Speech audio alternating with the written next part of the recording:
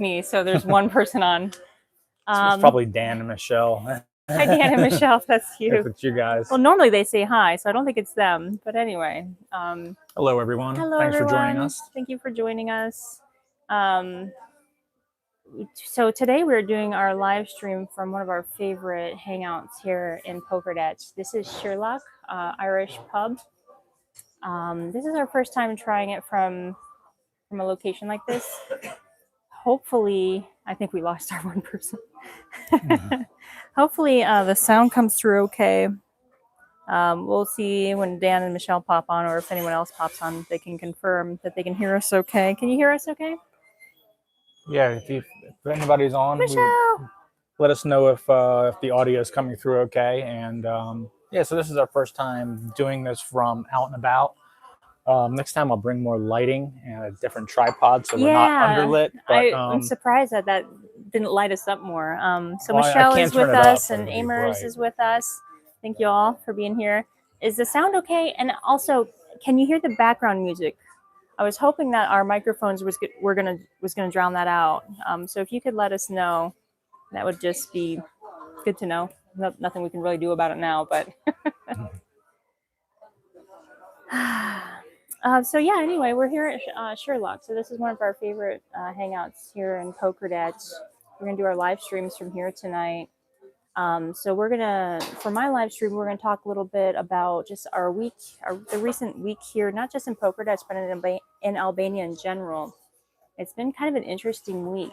Yeah, we're gonna do some headlines for you. Yeah. So this week, from my perspective, like if I didn't read the headlines, it's been a really beautiful week. We had a couple snows, the first snows of this winter season, and it was absolutely beautiful here. Yeah, it was really nice. Oh, we went for a couple until this morning. This morning was awful. But, it was so bad that actually our Albanian class got canceled because it was just incredibly windy and rainy. So, yeah. And it was like just like maybe 1 degree Celsius. So it was like ice cold rain and no snow, and the wind was blowing maybe 25 knots. It was pretty insane. Yeah. It was howling, just absolutely howling.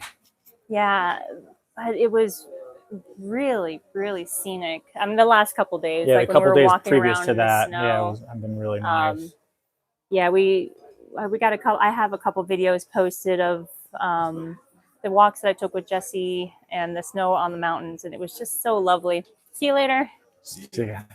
We were hanging out with a friend. He's taken off now. Michelle did say, "Where's the kitty?" He's right next to us, and I'm hoping that when he's taking a nap and when he gets up, I'm hoping I'll scoop him up. And looks like Jesse's leaving too. Bye, honey. Mm-hmm. Jesse never wants to do our live I know. At least he's been doing more of the videos. So I did just post 2 videos of Jesse and I walking around the city. And so that was really nice. He's agreed to do a couple other videos with me. One video that we have coming up is just going to be a question and answer between Jesse and I. He's going to answer a lot of the commonly asked questions of him, like what's it like being an expat teenager? How do you do school? Just things like that.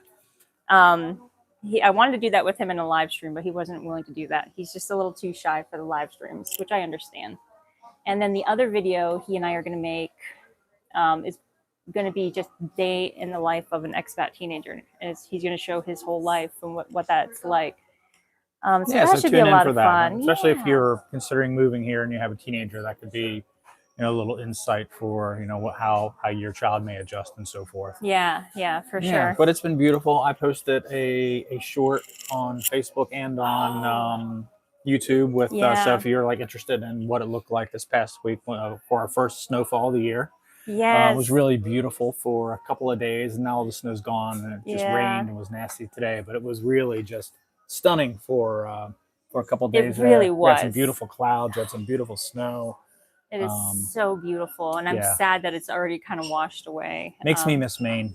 Yeah, and please do check out Craig's short. I think that I told you this, but I think that's my favorite short or reel that you've ever created. Oh, thank you. The shots are just so beautiful. Somebody just said hello from Vlora, so hello back. We're actually hello. Glad you're here. How you doing with the floods there? We're like, so today's, for today's thing, we're going to do like a few headlines from Albania Yeah, this week, so and we that's know the that big Vlora one. got some bad flooding. Yeah. A lot of the country. Do you want to start with the storm? Yeah, so we'll talk about the flooding. So like we said, like for us, had we not read the headlines, it's been beautiful and peaceful here, but a lot of the country of Albania has been dealing with some major flooding over the last week. We have flooding And here too, actually. yeah, We'll talk about that a little bit. But so in the city of Pogredec, the city did pretty well. Yeah, like it got wet, but it was fine. Like we didn't have any major issues within the city of Pogredec. But if you may have seen the news, like a lot of cities, including Durrës, Lora, Fier, Geocaster, Berat, Leza, have had some major problems. This is all from Storm Goretti, which I guess has ravaged all of Europe and created lots of problems, especially in northern Europe, where they got lots of incredible amounts of snow, and it's basically, this Storm Goretti has created havoc across the continent. Kosovo has had a lot of issues, a lot of the Balkans, but yeah, all of Europe. I didn't look much into the other countries, but I know Albania in particular has had massive flooding issues this week. And unfortunately, there's been at least one death. There was a death in Durrës, and I believe he was like an official, some kind of city official, I don't or a worker.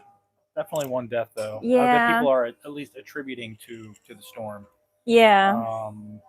Over 800 people in Durrës have been displaced. They were forced to evacuate. Yes. Yeah, and that's just in Durrës. 1,700 homes were damaged, and over 5,500 were affected in some way from the storm. So yeah, and that was just in Durrës, so pretty significant. And as a result of that, the city of Durrës has launched an investigation into some officials and possibly some contractors from the hydrovor, which is basically the water system, the pump system that's supposed to prevent the flooding from happening. So there was a massive, like 19 million euro contract that was given to some contractors to create this system to prevent this flooding from happening. It's also for electricity generation. Yeah. So there's an investigation going on, and yeah, I guess there was the individual who died was I have information on it. It says he was a 55-year-old municipal worker who went missing on Tuesday. He was found dead in a drainage canal in Durrës, probably swept away by the current, according to the Interior Ministry. So I think he was out there trying to check on the system, try to find out, get some information. But unfortunately, he was swept away by the currents. Yeah, so Albania gets most of its electricity from hydropower. So these sorts of systems are very prevalent throughout the country. And apparently, the city of Durrës seems to think that there was some mismanagement and some incompetence. They're investigating it to see if that is a possibility. Yeah, for negligence and abuse of office and things like that, to see if this failure is the result of like some human complications that could have been avoided. Yeah. Michelle, you already answered the next question I was going to ask you. I was going to ask you how you all held up this week, but Michelle says no major issues except for electrical outages, so she's thankful. But it's been stormy there. Well, I'm really glad to hear that you all have fared this weather pretty well, and we did too. Like we've had minor flooding around. Yeah, by and large. So the village next to me is at the end of a very big valley, and it experienced some really significant flooding for a day. And I also saw that there have been mudslides all around the country that have blocked roads. And I know that we just had a new road that got put in. That it's like the new connector road to make it faster to get to Tirana. And there was a mudslide on that road that blocked it and had that road closed. I don't know if they've gotten it cleared yet or not, but so this storm has caused a lot of problems, and a lot of trash problems too have come to light. I don't remember. I think you were telling me, or maybe we read this, that there's a lot of blame or was it Eddie Rama that brought up the trash in the sewers? The prime minister brought. I mean, this maybe is part of the silver lining of this whole thing. Is the prime minister has said that he believes one of the major causes of some of this flooding is the fact that people have been dumping garbage into the drainage ways and so forth, and they're getting clogged. And then they get clogged up. And I've actually experienced that in my village where part of my road got washed out because the culvert that's supposed to take away the rainwater got clogged, and then it started overflowing the road, and then it washed out part of the road. Yeah. So I mean, it makes perfect sense. So I think what he said was he's going to, like, Albania intends to start taking legal action against people who are littering into waterways and so forth. And sure, it's been a big issue here, and I know a lot of other countries have actually complained about plastic washing up on their shores that have been coming from Albania after big storms. So I'm sure there's a lot of pressure on him from the EU. I know Italy's complained about it, and Croatia has complained about it. So I know there's some pressure on him to clean this up, and it looks like maybe he's going to start taking action on some of these things. And it needs to be done. I mean, you do see it a lot. You see waterways where people will dump all their garbage, and then if you have lots of plastic, it gets, anywhere it gets narrow, it starts clogged. to build up, and then it clogs, and then you have flooding issues. Dan says, Craig, your microphone died. You're half the volume, and your green light is off. Oh, no. Oh, no. These were fully charged. Let's see if we can get it back on. You're going to have to just yell. Thanks for letting us know, Dan. You're back on there, Dan?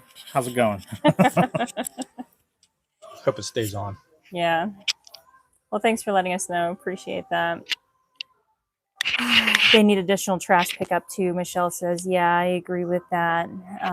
But, like you said, maybe this is the silver lining, is this is going to help put pressure to improve the systems or implement new systems to kind of help with the waste management around the country. Dan says, yes, we're good to go. Let us know if that happens again. Maybe I pressed the button. My green light on? No. It went off again? Yeah. You sure you charged this mic? Yeah. Okay, we're going to share. We'll share a mic then. We're mic sharing. All right. Technical difficulties. There's never, I don't know where the hole is. I don't want to cover it up. Oh, there it is. Just put it back on you and I'll just talk into you. All right. So let's move on to the next subject. Yeah. And we'll end on something positive. So yeah. Try to end the news on a positive note. Yeah. So the next thing is we had a huge fire in Tirana. Oh, there was a massive fire in Tirana a couple days ago. So it was a huge a market district, a used clothes market. Yeah, used clothing warehouses. Yeah, I say over 100 warehouses. 100 warehouses burned down. I don't know if that means individual buildings or like if there were some big warehouses that were sectioned off, and it was basically like 100 different little entrepreneurs that had all of their stuff there. Yeah. In the 5 Mai district. Yes. Which is the 5th of May. That's what that translates to. Okay. I'm not actually sure where that is. It's very likely that we've been there, but I'm not sure of the names. And I'm wondering if it's one of the clothing markets that I've been to. There's some like on these kind of like back street areas, and they're just huge, but it's easy to see how a small fire could transfer pretty easily because they're kind of congested. Yeah. But from what I read, and I saw a couple videos of fire, it's pretty big. It took them a while to contain it, well over 6 hours, but like 100 buildings were burned down, and like 10,000 square meters. Yeah, something like that. And I know there were over 30 firefighters responded to it with 6 vehicles, and I think they had to pull in help from the army and from other cities, like Elbasan, I believe, sent help. And I know there was a lot of complaints that the Tirana felt like they didn't have sufficient resources to deal with the fire. So they were calling in for help from other areas. But fortunately, from what I last read, no one was hurt, but there was a huge monetary damage. Yeah, so according to some of these entrepreneurs who were, turning over this used clothing, at least 200,000 euros in merchandise was lost. Yeah, we read a couple different numbers. It kind of, but it seems like it was well over $200,000. Yeah, and that's for used clothing. That sounds right. Yeah. And one guy was saying this was everything he had.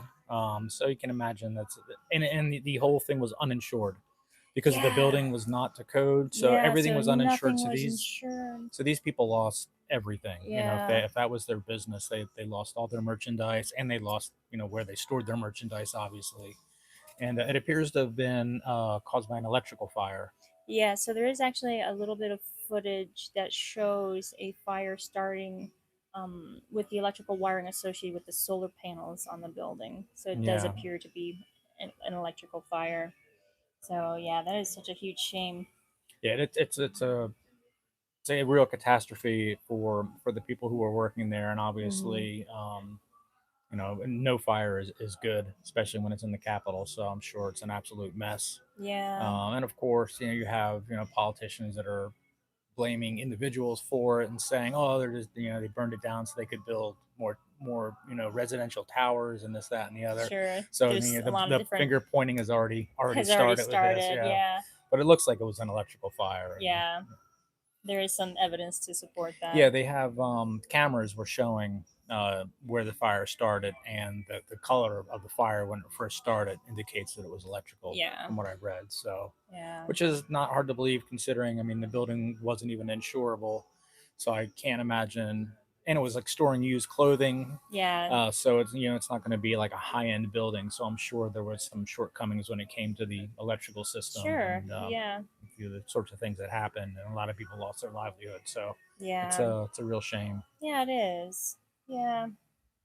Kind of going back to the flooding story that we were just talking about, you said something that reminded me of it. I was reading, or I was actually watching on YouTube, some people being interviewed talking about the floods and how guy said this is the 11th time this has happened to him, and another man said it's the 15th time that they've lost everything as a result of a flood and had to completely rebuild. And those people are, angry with the government because they're like, look, this is an ongoing problem. We Yeah. know this is a problem. We need better infrastructure in place to deal with it. But then, of course, the argument from the government is that people have a role in helping to keep The waterways the clear. waterways clear. Yeah. So Yeah, it yeah, works both ways. And like I had said, certainly does. Albania gets most of its power, electricity, from hydropower. And so you have a lot of river modification with damming and so forth, and that complicates things. Plus, Albania is extraordinarily mountainous. So you Hmm. have valleys that are, can be dry for years. And then when you have days and days and days of hard rain, suddenly they turn into Yeah, rivers because the watershed, everything gets funneled into one into spot. one area. Yeah. Oh, for sure. One of the caveats of being in a very mountainous place. You hear about this happening in places like the Grand Canyon where Mm, they'll have flash floods and campers will get sure. killed and things like that. And it's like, oh, you don't expect it because everything's Because dry, right, but you'll have a rainstorm, sometimes miles away, but everything gets drained funneled into to that one one area. area and Yeah, wipes people out. Yeah. that makes a lot of sense. Gyps33 is now with us. Thanks for joining us. Appreciate you all for being here. Yeah, thanks everybody for joining us. We always appreciate your support and your comments. Uh, Brenda, hi from Tirana. Hi, Brenda. How are you doing over there? How is the flooding in Tirana, wherever you are? Yeah, Tirana is in kind of in a bowl of mountains. Yeah, So I'm curious if they've had any problems. yeah. I remember I saw a video on Tirana earlier this week, and it looked like they were still able to drive and everything because they were. Um, Maybe some of you have seen the videos of Duras, where I mean, the streets were so flooded that you couldn't drive. Like cars were submerged. Yeah, People were using paddle boards to get around to float around the streets. And rescue squads had to use boats to get to houses to help pull people out. yeah. What was it that I said for the houses or There were over over 851 evacuees? people Yeah, evacuated. if there There were was over 1,700 houses damaged just damage. in Yeah, Duras alone. and over 5,500 homes affected, whatever affect it means. Over Uh, 5,000. Yeah. yeah, so Yeah. it was a lot of water. It was wet. It was wet, yes.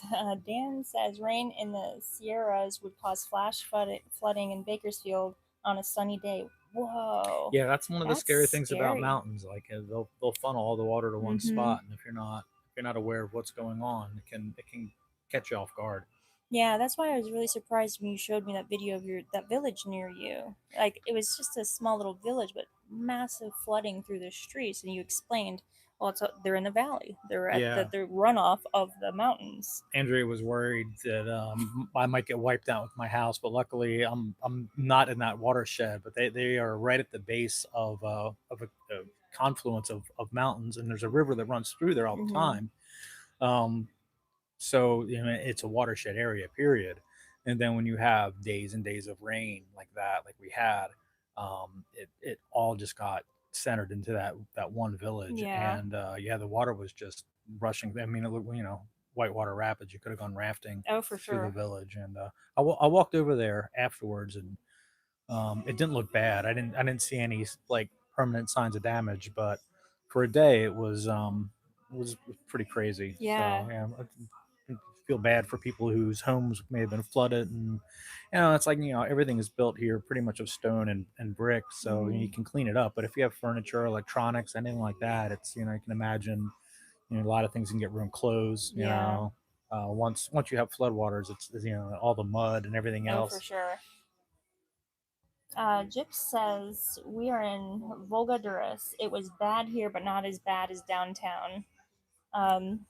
Julie Melbourne, hi, Andrea and Craig, looking great. Hi, Julie. Hello, That's Julie and Ian. Thanks for joining us tonight. Yeah, thanks for joining us.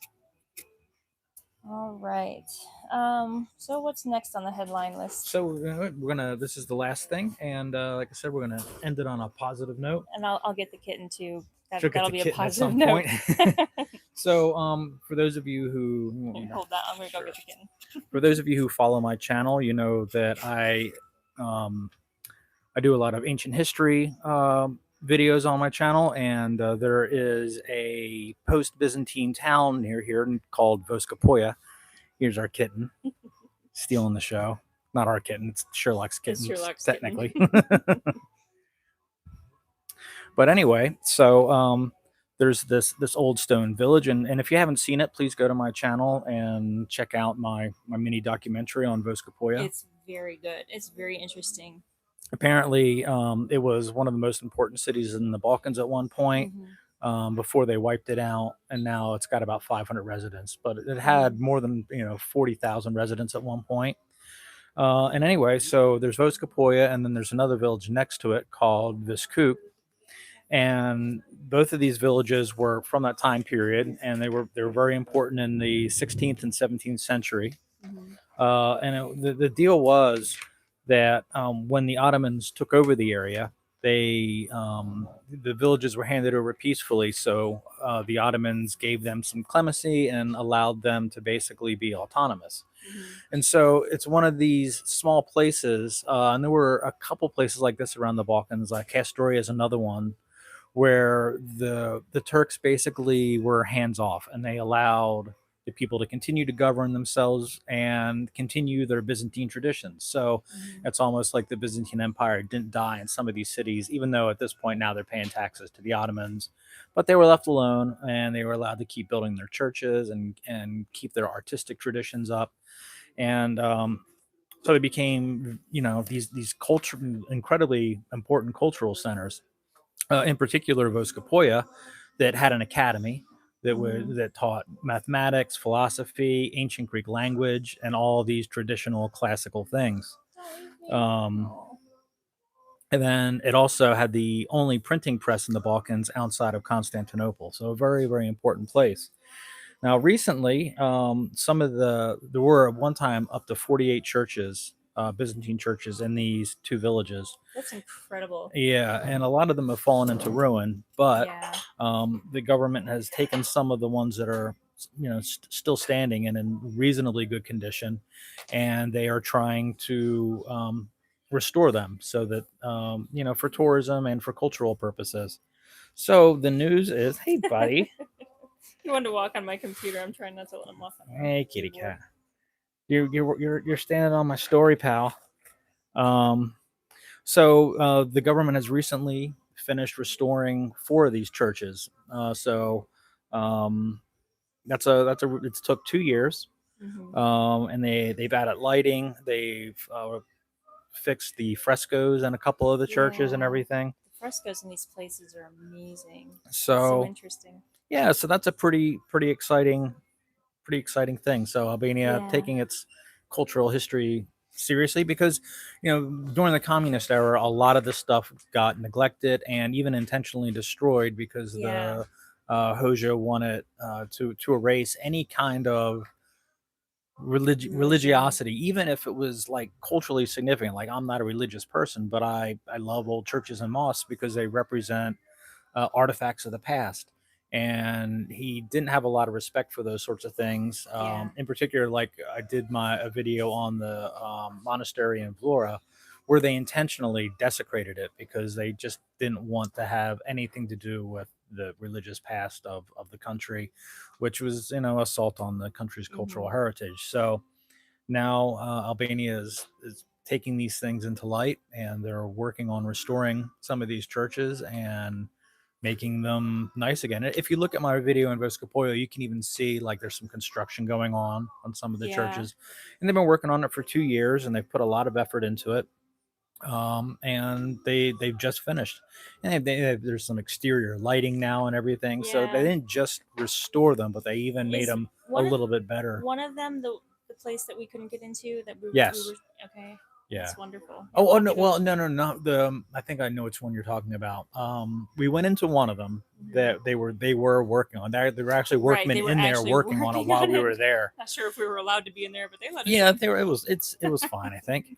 And then there was another place we couldn't get into, and we didn't know why that was closed. That one's in pretty good shape. That one's right in the center of town. I think that's St. George's.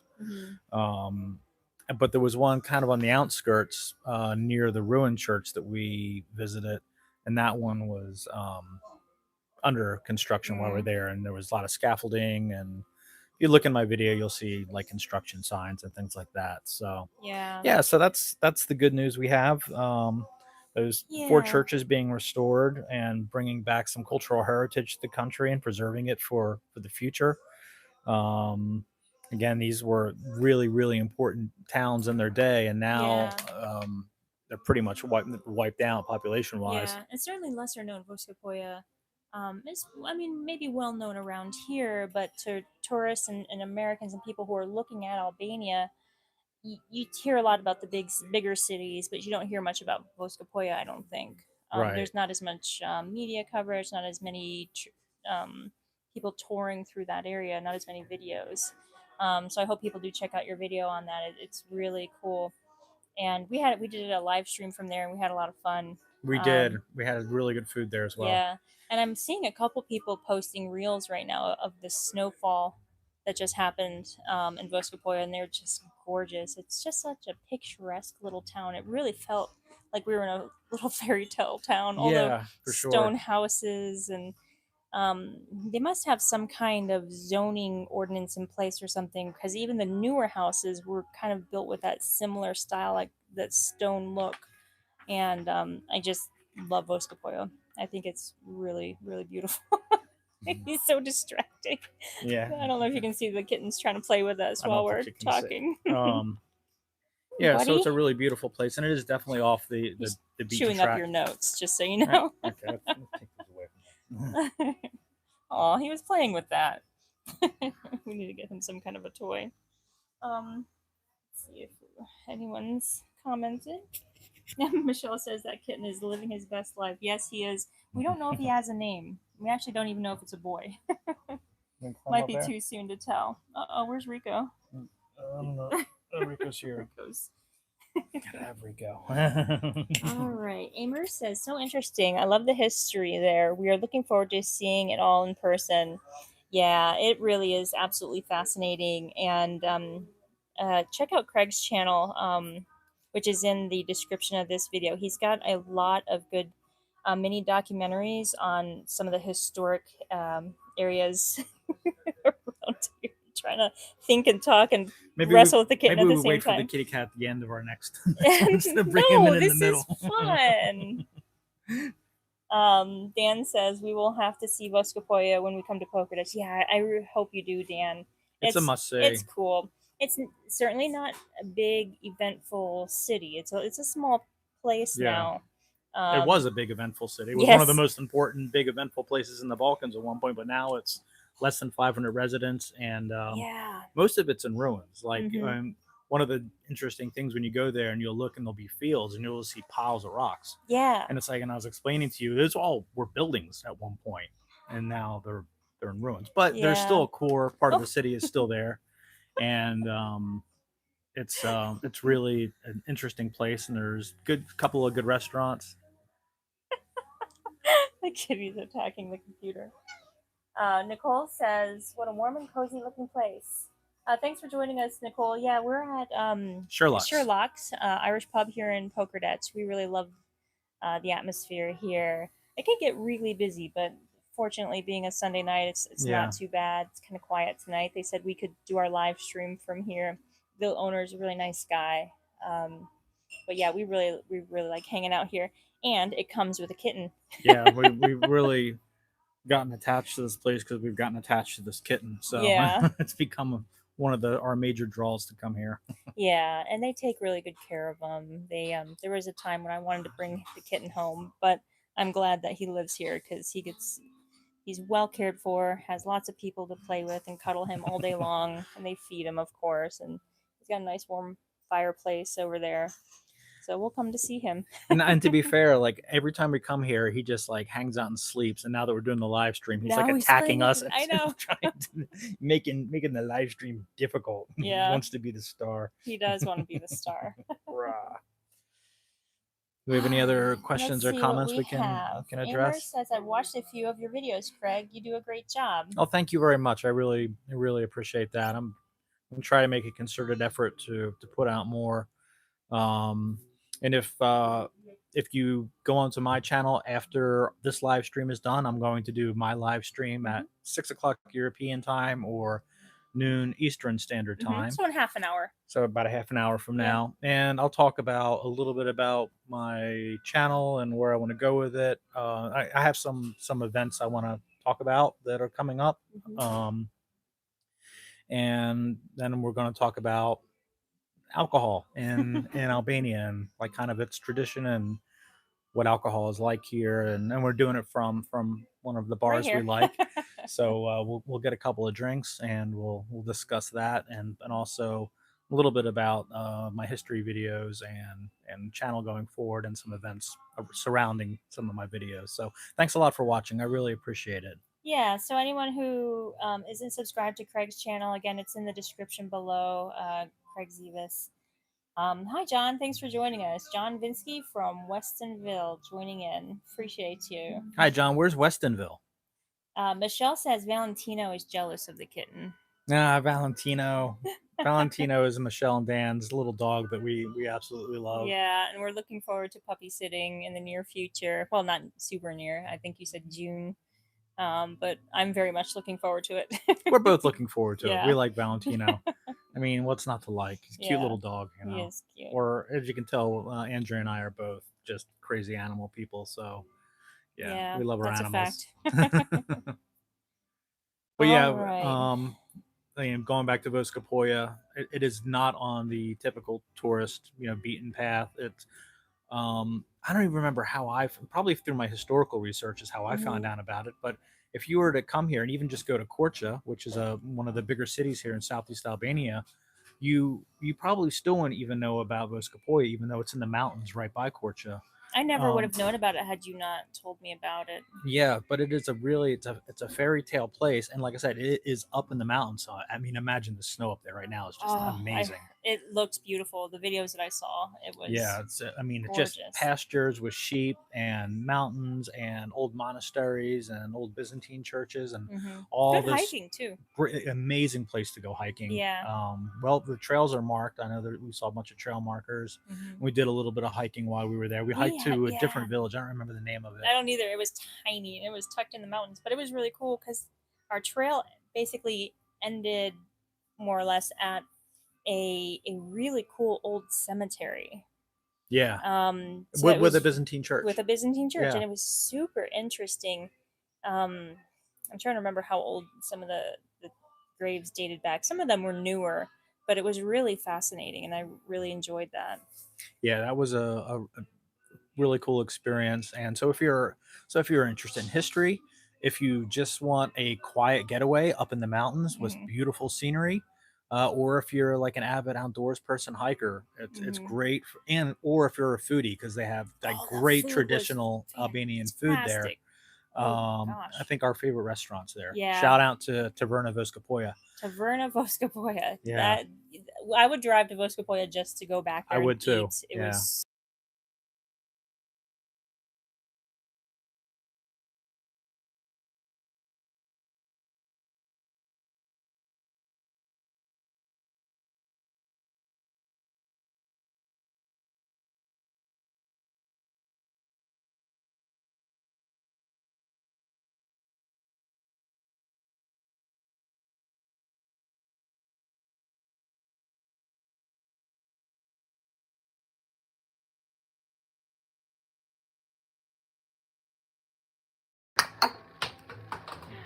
Alright. So can you hear us now? We unplugged the sound. So Craig is suspicious that I did not charge the microphone. I feel like things weren't charged. They were 100% when we got started. It said 100. So I apologize, everyone. You sure it wasn't 001? I don't know. If you turn it upside down. So we apologize. The whole sound thing on Andrea's channel has been an issue. It's been an ongoing now we finally issue. got the I was microphones, so excited and we're about having the a problem with the microphones. Sorry, everyone. Yeah. All right, Sorry for being underlit too. I only have one of my tripods with me, so I didn't have a taller one to light us from above. So we have kind of a Halloween theme here going, being lit from underneath. We appreciate you all tolerating our lack of professionalism and sticking with us. So we will continue to try to improve our user experience. Yes, but I think we're going to go ahead and wrap it up. We thank you all for joining us today, but please do join Craig's channel. Craig Zievis is in the description below. In 20 minutes, we're going to be jumping over to his channel, and we're going to be live streaming from there. Blair Witch vibe. Yeah. Yes, Dan. You know what? We like it spooky. Here, how's that? Better? Let's hold it. So yeah, if you guys would, in about 20 minutes or so, noon Eastern Standard Time or 6 o'clock European Time, we're going to live stream from my channel, and we're going to talk about alcohol in Albania, and kind of like the traditions and the caveats and what's popular and what's good and what isn't. And yeah, it's going to be just kind of a casual. We're here at Sherlock's bar in Pogredec, so that's going to be the subject of it. So yeah, my channel's in the description. And he has his own microphone, so mine are charged. I make sure they're charged. Thank you all for joining. We'll see you hopefully in just a few minutes over on Craig's channel. Yeah, watch my microphones go dead. I know.